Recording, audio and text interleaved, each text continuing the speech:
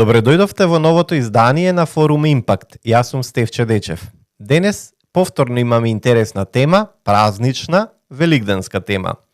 Зошто ја одбравме оваа тема? Затоа што многу пати, кога се разговара за Библијата, за Бог, за Христос, луѓето мислат дека тоа е само тема посветена на свештеници, религиозни или традиционални обичаи, кога се само дојдени празници да се дискутира на тие теми, но јас велам дека тоа се интересни теми, вечни теми за кои што вреди секој ден да се размислува, да се дискутира, дебатира. Имаме интересен гостин од една од најголемите светски организации, КРУ, која што работи на повеќе области, работи со бизнисмени, со политичари, со млади, со студенти и навистина имав можност да ги запознам пред повеќе од 20 години нив и активно работат на тоа поле во поглед на споделување, на она што се вели радосна вест, на ширење на христијанските моралните вредности.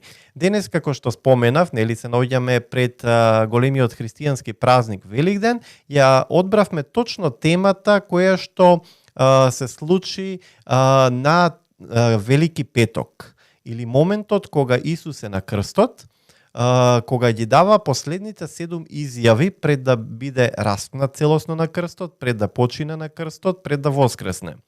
Ќе погледнеме едно видео кое што се нарекува Вија Долороса, или некој ќе го нарече това видео Патот на солзите. Но гледано од човечки аспект, ова видео ќе дава и самиот наслов како е наречено Вија Долороса или Патот на солзите, говори за тага, за изнемоштеноста на Исус кој што е камшикуван, малтретиран, тепан, за да биде потоа распнат на крстот. На крстот ги раснувале најголемите грешници од времето на Римската империја, но Исус е распнат на крст помеѓу најголемите грешници од тоа време или најголемите разбойници, иако бил невин. Тој бил распнат само поради тоа што тврдел дека е самиот Бог или Божи син. Не поради нешто што направил. Ако прашате низа лидери, светски, религиозни, политички, културолошки, ќе ви потврдат сите дека Исус е безгрешен. Значи, самиот Исус, кој што го понесе гревот над своите плеки и дозволи неговото тело, неговата крв да бидат пролеани и распнати, плати за нашите гревови. И тоа е моментот кој што за нас ние го нарекуваме Великден, или моментот со кој што беше победена смртта. И затоа уште еднаш ќе речам, Патот на солзите или Вија Долороса е моментот кога Исус чекори со крстот на плеки кон Голготата за да биде распнат. Од човечки аспект тоа е еден тажен момент, гледан како Исус оди кон Голготата, но гледано од Божја перспектива, има една многу голема духовна тематика, големо тематско разбирање духовно има тој момент и Исус знае што следи после крстот. Тој знае дека го прави сето тоа за целото човештво и знае дека на крстот ќе биде победена смртта. Дури ѓаволот, што се вели, луѓето не знаат што следи после крстот. Тие мислат дека нивниот лидер, царот на царевите кој што го очекуваа повеќе од 2000 години, готово е, ќе биде распнат, ќе заврши се со него, но не знаеа дека со самото одење кон крстот следи една голема победа. И токму затоа се вели Великден дека е еден од најголемите христијански празници, затоа што со раснувањето на Исус на крстот, тој починува, потоа е положен 3 дена во утробите на земјата, но на третиот ден се случува воскреснување. И тоа е големината и основата на христијанската вера која што имаме, затоа што Исус, самиот Христос, самиот Господ или Емануел, Бог со нас, ја победи смртта и ни даде можност да имаме живот вечен и доколку го прифатиме тој подарок, поклон, незаслужено нешто што ние го добивме од самиот Исус поради неговата љубов и милост, ние имаме спасение, имаме живот вечен.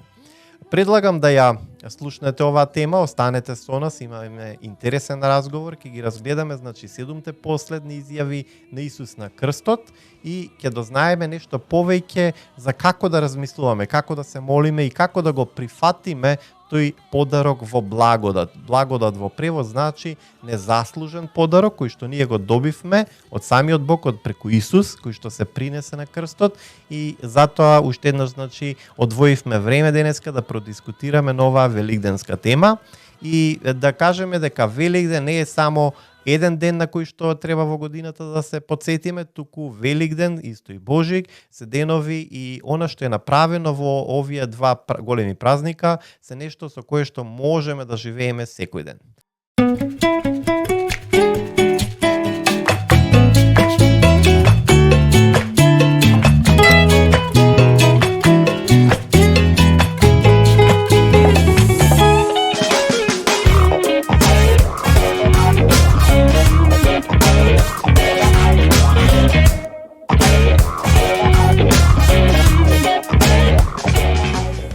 Ја погледнавме Вија Долороса, едно прекрасно издание, кое што ако го гледаме од човечки аспект, ќе видиме страдање, она што Исус го доживеа одејќи кон Голготата, кон крстот, но ако го гледаме од Божја перспектива се тоа што се случува по патот Вија Долороса, од Божји аспект ќе видиме дека Исус знае што следи после крстот. И токму на оваа тема за разговор во денешниот форум Импакт велам добре дојде за Гоце Пецов од КРУ.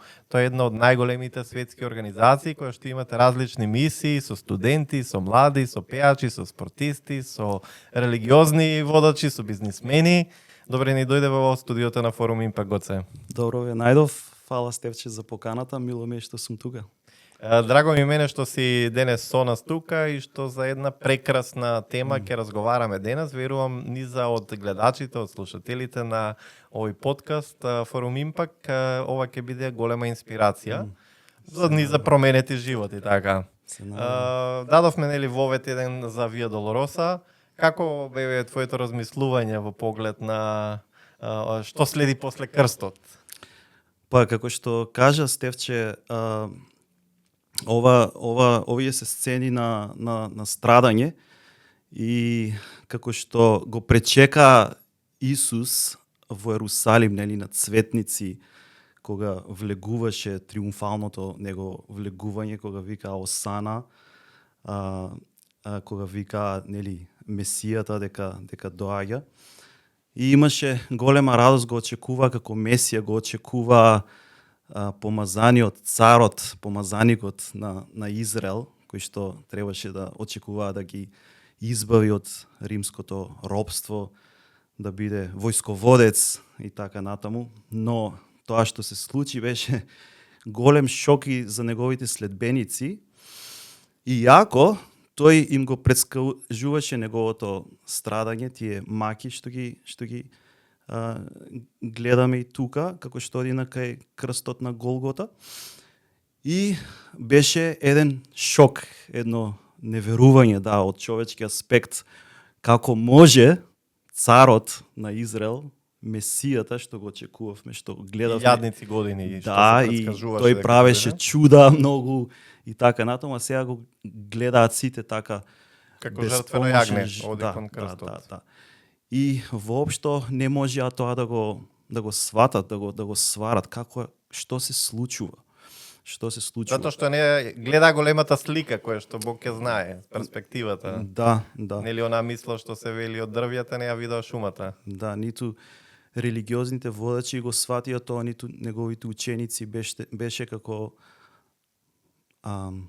нели во очите на луѓето ова страдање, овој начин на кој што Исус завршува, така, им беше нешто чудно. Така, затоа што Исус нели дојде како жртвено јагне во првото негово доаѓање, но моментот е што тој ќе дојде и како лав, што се вели, како цар на царевите во неговото второ доаѓање, што е најавено според Библијата, според Божјото слово. Може ли да се вратиме она што е тема на разговорот, нели, рековме со тебе, првенствено ќе се задржиме на 7 изјави на Исус кои што ги дава пред да биде распнат додека и на крстот. И првата изјава, знам, нели, што ја дава Исус е: татко, прости им, зашто не знаат што прават, запишено еве во Лука 23 глава 34 стик. Како може да го доловиме на луѓето, нели Исус е на крстот и тој повторно и покри целата негова мака што ја доживува, страдање на крстот, мачен цел ден, што се вели предходно, за нешто кое што не го заслужува, кој ги праша, нели, за кое моје добро дело ме казнувате, тие не му велат дека го казнуваат за некое лошо дело што направил, зашто е безгрешен, признаваат сите и различни религии и тогашните римски водачи, но едноставно прифаќа да го расмат заради тоа што тврди дека е. Така и повторно покрај неговата мака, тој повторно се моли, се застапува за луѓето, вели татко, прости им, не знаат што прават. Точно тоа е во Јован 10 глава кој што го спомнуваш, кога Лука, викаат дека изјавата точно богохулствуваш бидејќи ти човек се правиш Бог и сака да го каменуваат. И убаво кажи претходно дека тој е Божјото јагне кој што се жртвува за нашите греови, за нашите престапи, како откупител на жртва, и тоа Јован Крстителот уште првиот пат кога го гледа, кога крштева, тоест тие се знаеле, пошто биле братучеди, но кога доаѓа Исус кај реката Јордан, кај што крштева Јован Крстителот, го гледа Исус и вика, еве го Божјото јагне, кој што ги зема гревовите на светот. Така. И точно тоа е неговата мисија како Божји син, како единороден, како уникатен, како една суштина со Бог, доаѓа заради Божјата љубов, доаѓа да не откупи со таа негова жртва на крстот, да, баш како жртвено јагне. Тоа е алудира, нели, на Пасхата, кога Бог го водеше, го изведуваше Израел од Египет, така, и последната казна, 10-та казна врз Египет беше дека ќе погинат сите првородени, но за Израел, за израелците беше дадена, нели, наредба од Мојсей да се заколе тоа жртвено јагне, да се жртвува јагне и од крвта да се намачка околу вратите и ангелот на смртта ќе ги одмине куќите, домовите на израелците, така тие ќе бидат поштедени по Божјата милост. Не дека тие се подобри луѓе од египтяните. Зошто крвта? Може ли само ова да го дефинираме, еве да те извини што те прекинав, бидејќи нели со крв морал да се прелати секој грев. И во Стариот Завет, така всушност со крв морал да се принесе жртва, жртвено јагне, нели, или посебно животно во олтарот, позади олтарот, од посебен свештеник на одредено време, место, за да се плати секоја година за гревот. И всушност сега така Исус е оној што се принесува себе си како жртва еднаш за секогаш. Да се еднаш за секогаш, да, нема потреба повеќе од жртви од животни, туку Христовата, викаме, жртва на крстот е доволна да плати за секој грев, за сите луѓе, за секогаш. Тоа е едноставно тежината на гревот. Вика Библијата, казната за гревот е смрт. Значи, исто за крвта, дека во крвта е животот, нели? Тоа е тоа дека да ни биде простено има цена. Знаеш, има голема цена. Затоа и Павле кој пишува на Коринќаните вика скапо сте платени, затоа внимавајте како живеете. Значи, тоа што Христос плати за нас и тоа што ние, нели, по благодат сме спасени, се вика, дека ние не треба да плаќаме за нашиот грев, по благодат, значи тоа е Божји дар, тоа е наше спасение, преку вера го примаме, тој дар што ни го дава Исус, тоа спасение, го прифаќаме дека е да за мене лично.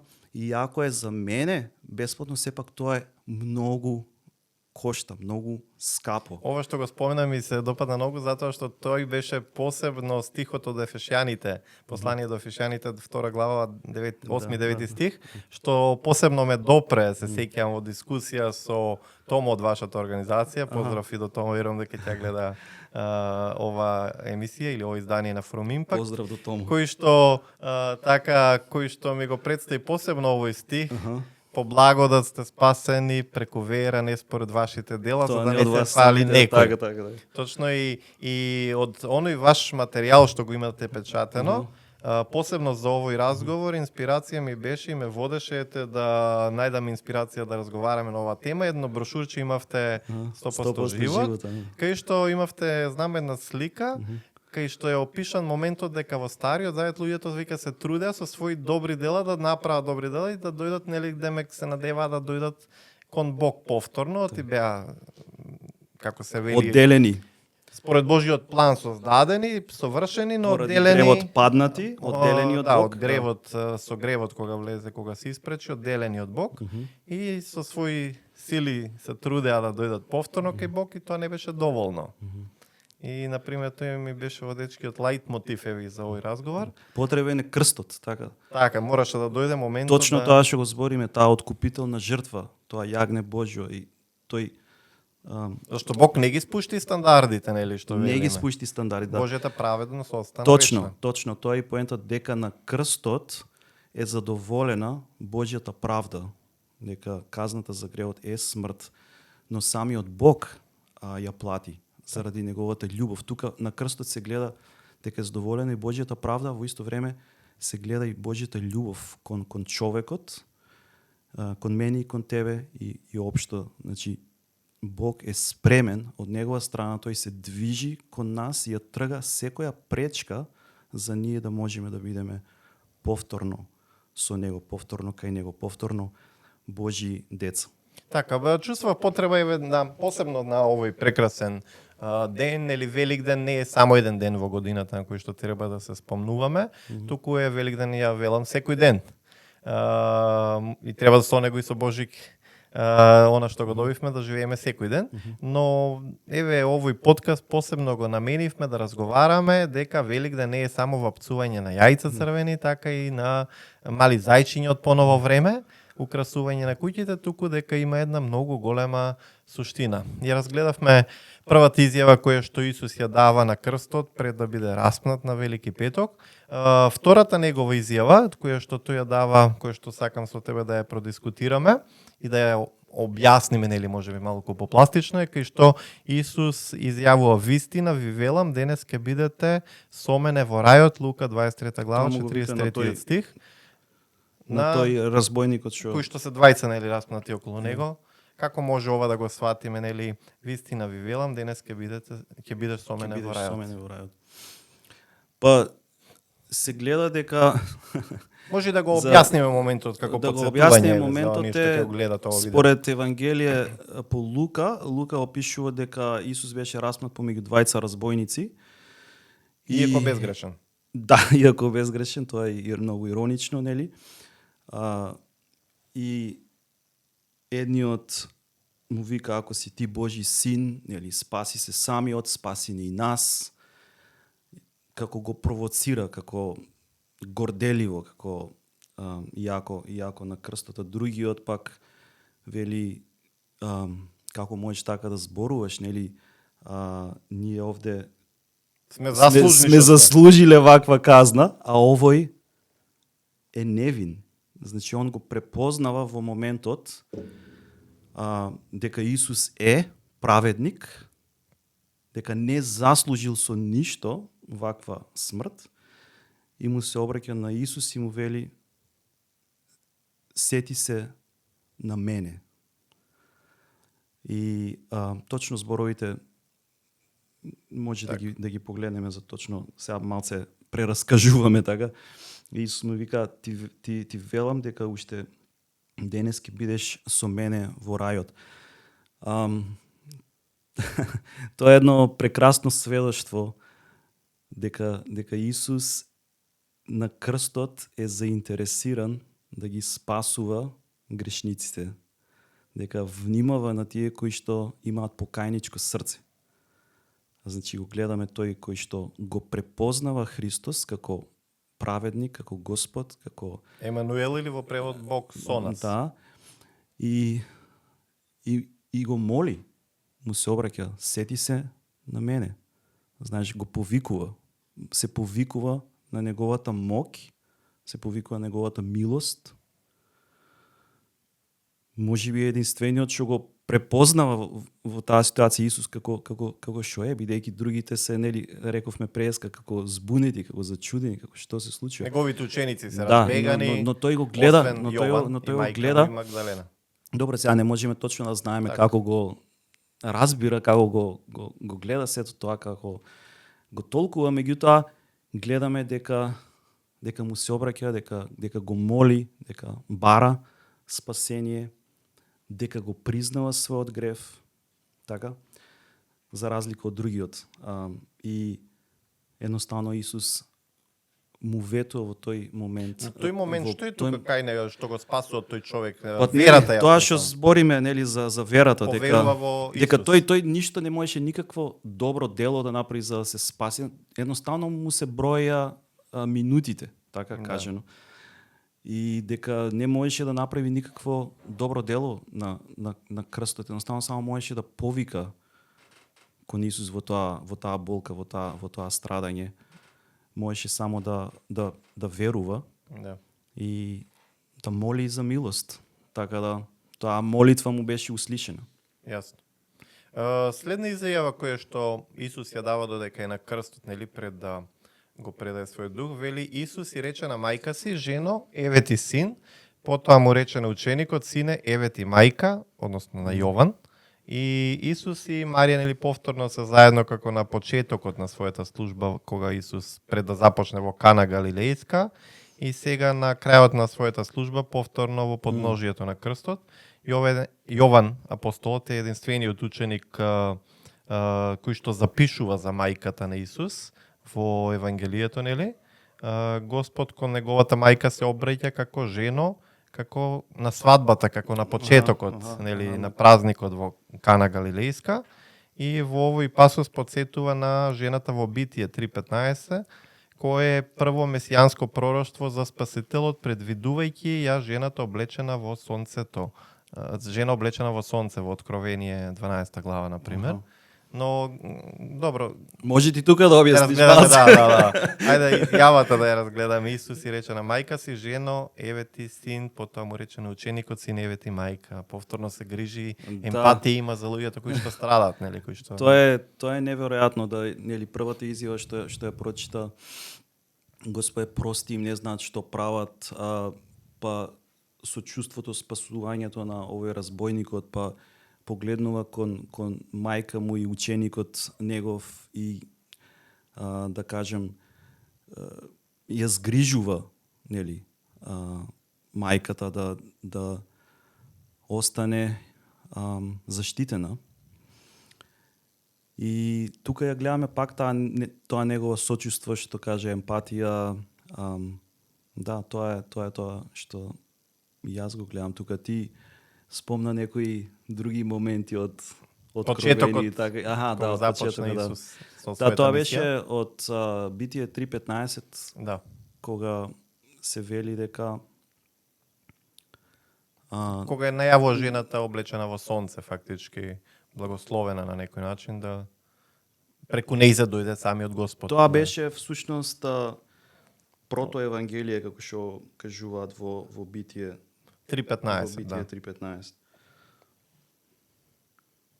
Она што исто е интересно, нели, ако конкретно зборуваме и за Јован е оној што е благословен од учениците кои што доживеа длабока старост, 110 години, знам, додека останатите 11 апостоли се распнати маченичка смрт или распнати на крст или на бодени на кол растегнати маченички, буквално пострадуваат за верата во Исус. Јован е можеби благословен кој што доживува длабока старост и му е даден големо моментот. страдање доживува исто, да, заточеништво на островот Патмос. Да. И тој е благословен сепак и да го види крајот на времето, што се вели Откровение. Да. Како ете, еден благослов, нели, кој што му е даден. Интересен е на моментот, го имам разгледано ова како ситуација, аферата Watergate што е опишена, Добро. кај што тогашниот председател Никсон во 1979 година, мислам, беше Watergate, е председателот Никсон уловен, прави некој скандал, корупција и со своите 12 советници, председателот го губи мандатот, а неговите 12 советници се уапсени и после 2 недели секој гледа да спасува глава, што се вели. И тој го опишува моментов еден од неговите советници на председател. Тогаш вика, замислете, ние со најмокниот човек на светот, една лага не можевме да ја сокриеме ниту 2 недели. Така. Така, и кој што вели, се восхитувам на учениците на Исус, кои што од најголеми плашливци, како преку ног стана и што беше тоа?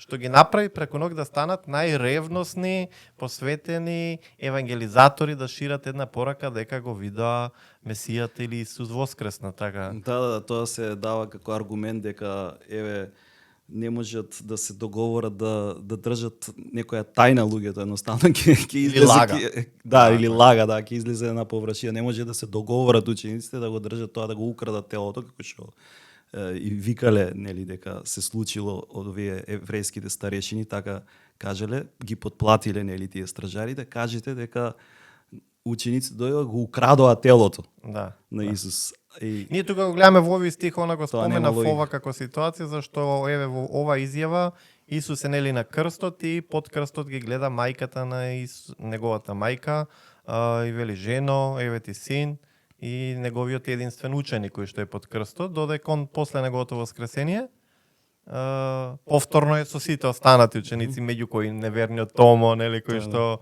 кажува јас ќе поверувам во Исус дека воскресен само кога ќе го видам и добро, ќе се надоврзам, мислам дека го има дополнително. Четвртата изјава која што Исус ја дава на крстот е Боже мој, зошто ме остави? Матеј 27:46 и запишано во Марко 15 глава 34 стих. И сега ова изјава, например, многу ги збунува луѓето, кои што мислат, кога зборуваме за Исус, мислат дека Исус е подреден на Господ, дека Исус е неговиот син Божи, не разбирајќи дека Исус е самиот Бог.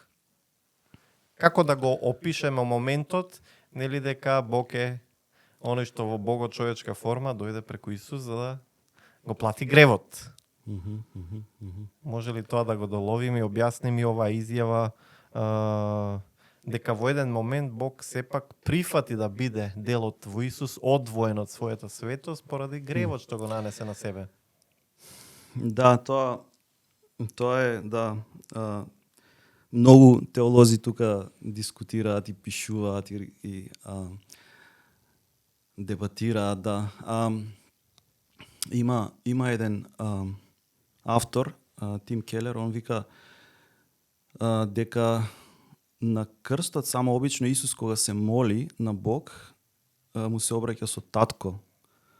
Нели, така ги учише и учениците да се молат: Оче наш и Татко наш кој си на небесата, нели, да се свети името Твое, да дојде царство Твое. И така цело време се обраќаше на Бог, освен тука, на крстот. И вика, изјавата му е: Боже мој, зошто ме остави? Тука е и уствари директен цитат од Псалм 22, мислам дека беше. И гледаме тој, да кажем, тој грев што тој го понесе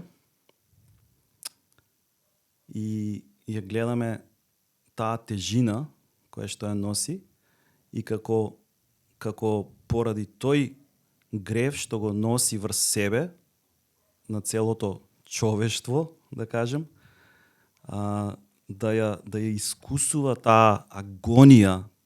Тоа е најголемата агонија. Да се чувствуваш, да искусуваш одвоеност од Бог. И едноставно тоа е таа реална мака, реално страдање, агонија огромна, неразбирлива. Но тој тоа го направи всушност за нас, за да плати за гревот, постана, иако безгрешен, вика, постана грев за нас. И многу интересен оној момент тука, што кога го гледаме Исус на крстот, вели Исус дозволи гревот да биде распнат преку неговото тело и пролеаната крв на секој еден можен начин, вели рацете му ги заковаа, зошто? Затоа што гревот, нели рацете може да те поттикна да направиш грев. Нозете му ги заковаа символички гледа, нели, затоа што може да те однесе кон некој грев. Круната, она спонтано го круниса, така се проли крв, затоа што мислите може да те поттикнат кон грев и на крај нели му го прободеа срцето каде што за да провера дека е нели мртов, кој што вели срцето исто може да те поттикне кон грев. Не сум ги слушнал овие работи прв пат. Да, беше интересно, инспирација голема да се види дека буквално гревот од сите аспекти е закон на крстот. Така. И едно за секогаш е платено. Така, да. Тоа е тоа. Што се случува друго исто, оној момент кај што вели Исус во Јован 19 глава 28 стих, јас сум жеден, кај што жеден сум. Но може ли тоа да го кажеме, нели има еден стих Исус кај што вели пијте од живот од давната вода. Тоа е Јован 7 глава, да. И што не поттикнува да бидеме жедни за Божјото слово, постојано. Да, има многу стихови кои што кажуваат, има псалм, што вика ти си Божје единствен од Бог, од се срцете барам тебе, за тебе душата ми жедне, по тебе телото ми копне. Твојата љубов е подобра од животот. Значи има повеќе такви стихови, меѓутоа мислам дека тука ја тука би кажал дека он се гледа дека Исус е 100% човек. Знаеш. Пошто има многу учења што имат излезено дека Исус само навидум бил човек. Но тоа страдање и баш и токму и оваа изјава жеден сум зборува за неговата човечка природа. Неговата човечка природа. Но многу луѓе ги збунува, например, кога ќе речеме Исус е 100% човек, да, нели, Богот човек. И сега тука е моментот што со нашиот ограничен ум како да го разбереме Бог кој што е неограничен, Бог кој што го создаде светот, зар му беше проблем, нели, да дојде во човечко тело. Да. Не му беше. Но тие работи да го направи љубов за нас. Но тие работи да се разберат потполно тешко. Така, но што вели друга Библијата, јас со што го наоѓам инспирација дека ако се трудите да го разберете светото тројство, ќе го изгубите умот. Ако не го прифатите светото тројство, ќе изгубите душата. Така, да, и јас го имам случај на тоа. Шестата изјава која што дава Исус на крстот е моментот кај што вели, нели му дава оцет наместо вода, кај што вели жеден сум, и потоа Исус изјавува, е запишано во Јован 19 глава 30 стих, се заврши, или у превод се совршено се оствари. Како тоа можеме, што се оствари тука? Божиот план за спасение се оствари, едноставно се оствари тоа што Бог имаше намера да го направи. Илјадници години најавувано пред Исус. Да, точно. Па во Исаија 53 глава. Исаија, за оние што гледат видеото, е книга од Стариот Завет. Точно така, да. Запис од Стариот пророк. И има многу убави таму месијански пророштва кои што се кажуваат за Исус, буквално како да се зборови од Новиот Завет, вика кој поверува на тоа што го чул од нас и кому му се откри силата Господова, зашто изникна тој пред него како младо дрвце и како стебленце од сува земја, нема во него ни убавина, ниту величие, ние го видовме и во него немаше изглед што ќе не привлекува кон него. Тој беше презрен и отфрлен меѓу луѓето, човек на болки и свикнат на страдања, и ние го одвраќавме од него лицето свое. Тој беше презрен и ние за ништо не го сметавме. Но тој ги зеде врз себе нашите болки и ги понесе нашите слабости, а ние мислевме дека тој беше поразуван, каздуван и понизуван од Бога. А тој беше изнаранет за нашите гревови и мачен заради нашите беззаконија.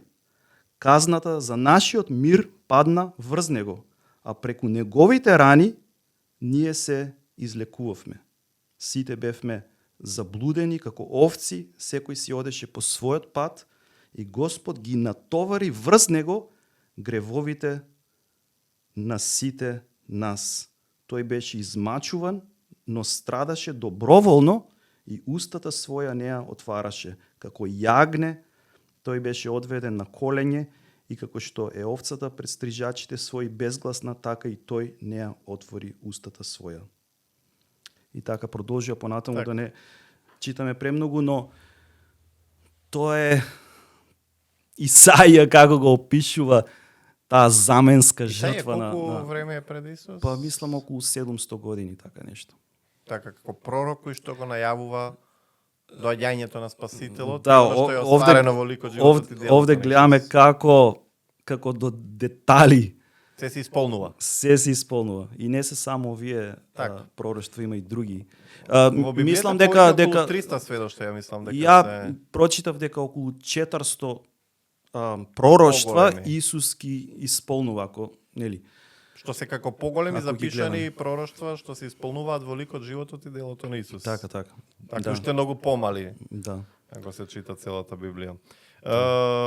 Супер, добро. Она што тука само мислам дека може да го надополниме кога вели Исус се совршено се исполни, Се исполни. затоа што ние нели бевме создадени првенствено за Божја цел.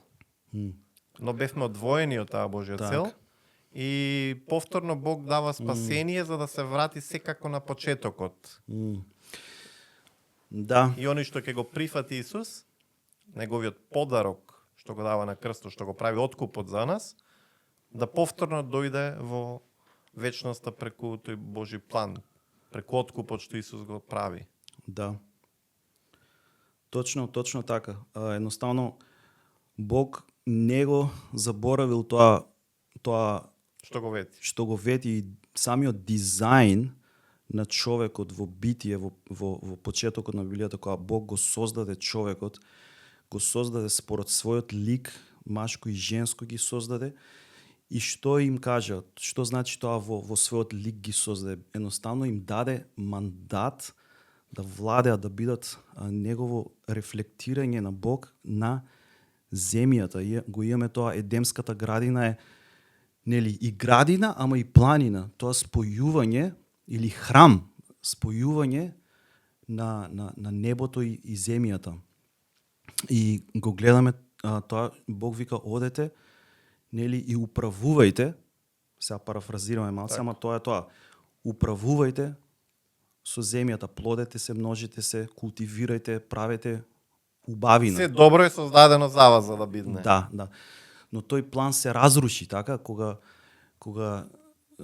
го послушаа тоа суштество Јасно, желбата да се биде независен, бунтовен кон Бог, земат непослушен. овошјето од дрвото и падна, нели, тој бунт се случи. Тој бунт Можеме ли да кажеме дека тога се случи првиот грев што се вели гревот горделивоста?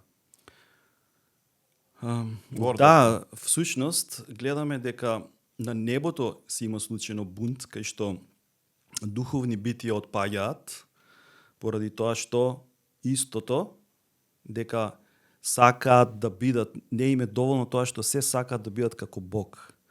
Нели тоа искушението што змијата им го дава и на Адам и на Ева, тоа тој Серафим или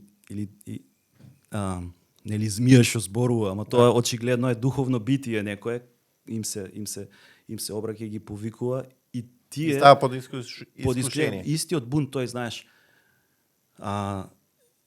да бидеш како Како Бог. Бог. И И тука е тој момент, нели, што Интересно. велиме, може ли креацијата Божја да биде како оној што е создава, како креаторот? да, а всушност иронијата е тоа дека Бог ги има создадено во своето обличје. И има дадено власт и мандат да управуваат. Ама како тоа да не е доволно и гледаме тој бунт на небото се префрла и на земјата и го гледаме таа корупција што настанува на човекот и на целото создание и се оди надолу и надолу заради Широка е заради темата, тој отидовме, греф. нели? Да. Но тоа е Но тоа е всушност кога кажува Исус кој се заврши, знаеш, едноставно тој ја трга таа пречка помеѓу Бог и помеѓу човекот, за човекот повторно да го живее тоа единство со Бог и на вистина преку Светиот Дух, нели, пошто добро сега и за Светиот Дух. Да. Треба контекст малце да објаснуваме, но човекот познавајќи го Бог преку Христос и преку силата на Светиот Дух да повторно вистински владее и вистински обликува, вистински да делува и да ја обновува земјата, враќање, да речеме, на тој на мандат, како што вика Исус, кога не учи да се молиме, нели, Татко наш, кој си на небеса, да се свети име Твое, да дојде царството Твое, да биде волјата Твоја, како на небото, така и на земјата. Останува тој мандат да ние, луѓето, ни е дадено да правиме на земјата како што е на небото. Гледајќи во нашиот Отец Небесен, преку Христос ни е овозможен тоа, преку Светиот Дух, да можеме да ја обновуваме земјата, знаеш. Пошто, добро, тука и други теми има, нели, за обновувањето на земјата, за Божјото царство, за како што многу луѓе викаат, нели, се ќе изгори тука.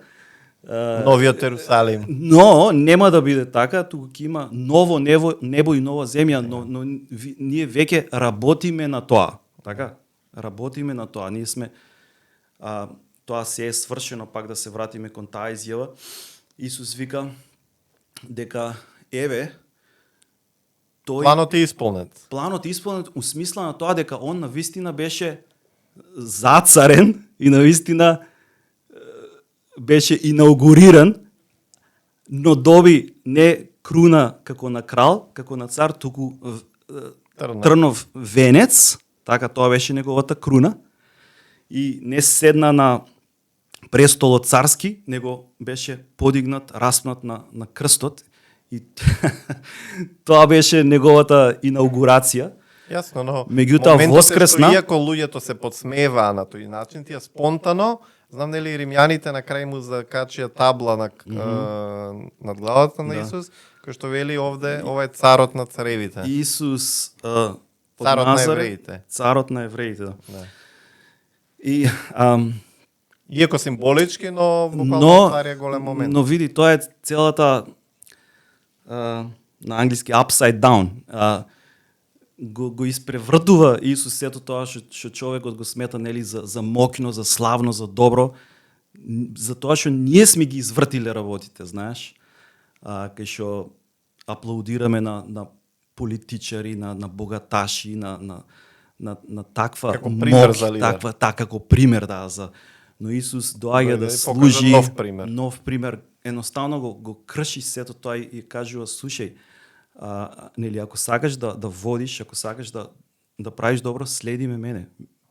Имаше еден поим, знам го користевме во едни активности, servant leadership, кај нас би се превело како лидер што служи. Да.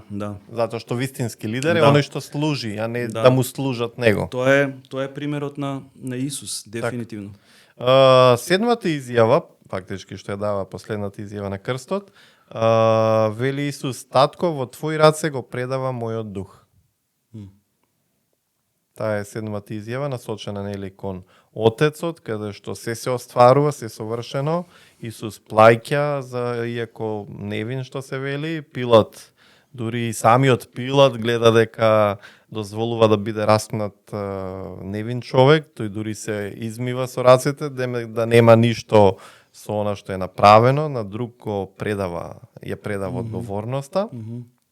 Исус е послушен до самиот свој крај, што се вели, го дава својот живот, ја практикува едноставно, не повикува, ја смета, може да кажеме дека не повикува, да согледаме дека таткото и тој се едно, дека Исус исполнува, го дава својот живот за нас и ние што треба да направиме, нели, да едноставно да го прифатиме во поклон, во благодат, така се вели во Библијата.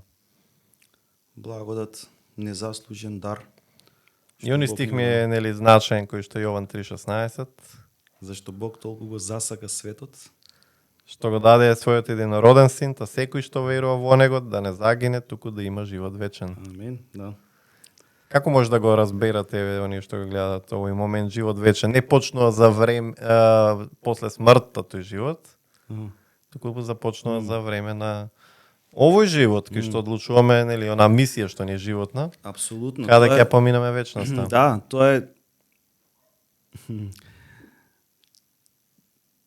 тоа е тој живот во полнота. Исус вика, јас дојдов за да ви дам живот и тоа е живот во изобилство. Не откако ќе умрем. Знаеш, него уште сега, тоа е тој живот во Божјото царство.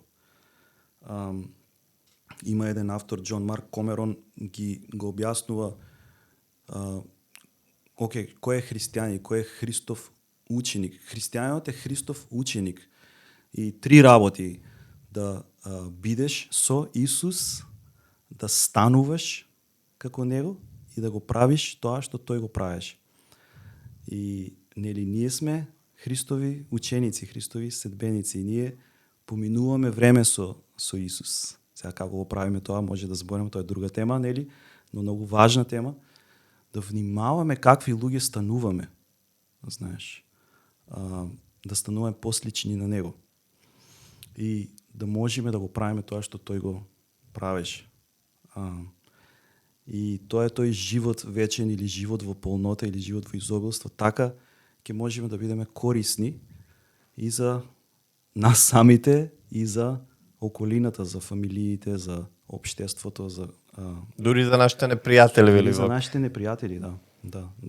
Тоа е тој живот во изобилство што Исус го ветува и ни го нуди. И можеме да го имаме. Знаеш, тоа не е на располагање. Тоа е убавината кај христијанство, дека има вистинска, реална надеж и таа визија за таков живот во полнота. Тоа е нешто што многу ме мотивира. Тоа е тоа што ни треба. Знаеш, ние во ова време зборуваме многу за, нели, сега со и трагедијата што се случи во Кочани, за корупција. Системот не работи. Зошто? Затоа што има многу корупција. Но тоа е врзано точно со срцето, со карактерот, со какви луѓе ние сме постанале. Знаеш, и би требало сето тоа да не води кон едно покаяние, кон едно прифаќање на Христос, кон еден нов живот, кон едно духовно пробудување, духовно оживување, за да можеме да бидеме луѓе какви што треба да бидеме. Едноставно, ние сме такви како што сме формирани, духовно оформени, без разлика дали викаме веруваме, не веруваме во Бог. Ние сме некако оформени и заради тоа што така сме оформени, создаваме такви системи. И заради тоа што правиме такви системи, се случуваат вакви работи што се случуваат. И не можеме... како последица на гревот, така. Апсолутно, да.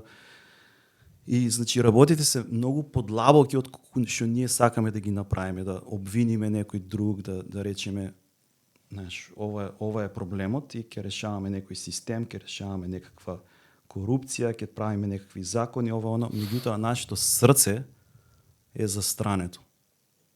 И ако не обрнеме внимание на тоа, ништо нема да корисно се случи. Ние сме едноставно и трпео култура. Тоа е, ние тоа го продуцираме. Такви сме се изградили, не знам, тоа е како резултат на се што ни се случувало, но не сме жртви, не треба да бидеме како, па тоа сме што сме, тоа е тоа. Треба сериозно да се покаеме и мислам дека тоа христијаните треба да го предводиме, тоа покајување, тоа застапување за нашиот народ, да се, како Неемија од Стариот Завет, кога се покајуваше и за своите гревови и за гревовите на својот народ. Да на вистина се застапуваме за нашиот народ и да тоа не води кон некакво духовно освестување и пробудување и наново раѓање. Да. Супер, ги разгледавме 7 изјави што Исус ги дава, нели, на крстот. Што после крстот? Што следи, нели, оној момент? На радосна вест јас велам на Исус воскресна. Тоа е Исус воскресна. На третиот ден Исус воскресна телесно. Тоа ни дава на нас христијаните надеж дека и ние ќе воскреснеме како што тој воскресна. Дека тоа ќе биде телесно, дека ќе има ново небо, нова земја, дека Христовото владење е започнато, но уште не е целосно исполнето, го очекуваме неговото повторно враќање и знаеш, дефиниција корисна на мене, што ми е многу интересна за надеж, многу убава, вика радосно исчекување на посакувана иднина. И го гледаме тоа, го гледаме Исус воскреснат, го гледаме Исус седнат одесно на Бог Отецот и заедно со Него делуваме, заедно со Него работиме тука, на оваа земја и повторно го очекуваме неговото враќање, кога тој и се ќе стави на место. Едноставно имаме надеж како христијани. Тоа е многу суштински, многу важно. Етапно да ги споменем и оние, нели, Исус на третиот ден на Великден, односно воскреснува.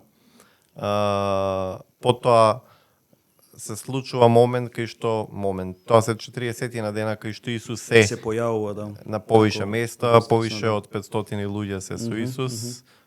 Исус е воскресна, тој со нив е, така. На 40-тиот ден после Великден тој се вознесува.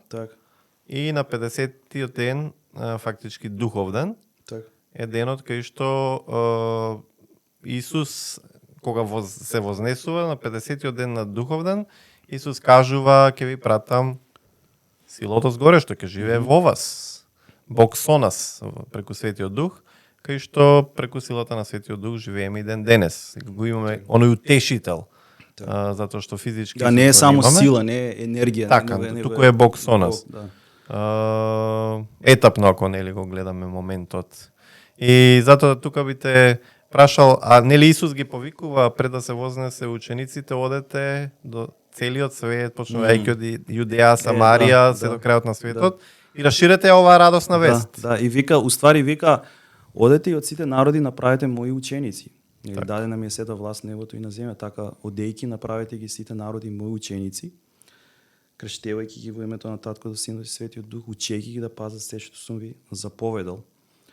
Тоа е многу важна изјава, ние го викаме тоа некоја заповед на Исус или големото испраќање, така да кажеме. И за нас, за мене лично и за нашата организација е многу важно, ама и за сите христијани, дека е една мисија, една авантура. Секој што го спознал Исус да го сподели. Не испраќа, да. Тоа што сакаме сите да се спасат преку. Точно така, бидејќи Бог не создаде за него, не создаде за вечен живот, не создаде за квалитет, за изобилен живот. Тоа го има кај Исус и ние го носиме тоа, викаме, нели, Евангелие. Евангелие е радосна вест. Обично тоа било поврзувано со вест, објава за нов цар дека има во царството. Евангелието е дека Исус владее, дека Исус плати за нашиот грев, дека имаме откуп и имаме живот вечен. Имаме вечен живот. Можеме преку вера да го прифатиме Христос, да дојде во нашите срца, да не направи нови созданија. Так. И да делуваме со него, да. Може ли да те прашам која е твојата великденска порака до сите што ќе го гледат ова видео и општо твојата молитва за Македонија? Да.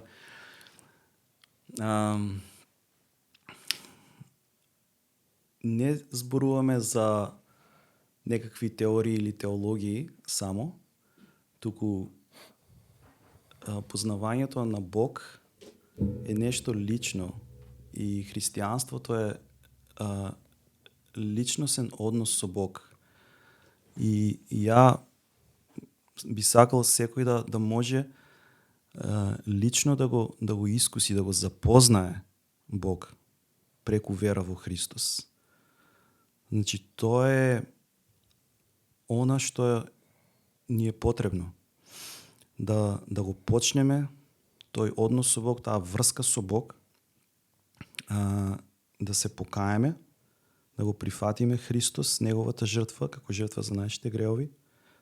Една обична, да кажем, молитва,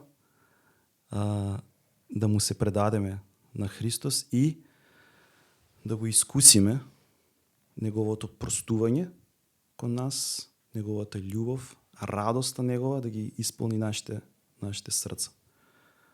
И тоа е нешто што ми е желба и молитва за секој еден. Значи, не зборуваме за нешто што сме прочитале, сме научиле некоја теорија, некоја теологија и сега одиме кажуваме, нели, на другите, него нешто реално се случило во мојот живот, во твојот живот. И за тоа зборуваме. Јасно, ја верувам и од општа култура, посебно затоа што како држава Македонија споменати и во Библијата, и прва христијанска држава која што прва го прифати христијанството, нели, кога Павле го ја донесе радосната вест, ете, инспириран човекот кој што го прогонуваше Исус и неговите следбеници, стана еден од најревносните ширачи на христијанството и на радосната вест, така и преку тој повик дојде и во Македонија. Каде што Лидија се спаси, потоа низиното семејство и се пренесе христијанството низ Европа. Да, така е. Треба, ако ништо друго, барем да се од знаат општа култура да се знаат овие овие работи. Што драго што денес имавме за гостин во ова интересно издание, посебно каде што луѓето нели сакаат да слушнат повеќе за Великден, но не само Великден, повторно ќе речам, разбран како вапцување на јајца или зајчиња, украсување по домовите, туку во неговото вистинско значење. Така продискутиравме да, кој е библиското значење, кои се тие 7 изјави на Исус. Темата е широка, верувам дека и со тебе повторно ќе се видиме и со други гости кои што ќе да објасниме низа библиски теми. И така до следното видување, биде ми поздравен, благословен ти и твоето семејство. Она што го работите. Ми беше драго да ти имаме за гостин. Благодарам, Стефче, многу ми беше драго, многу ми беше мило.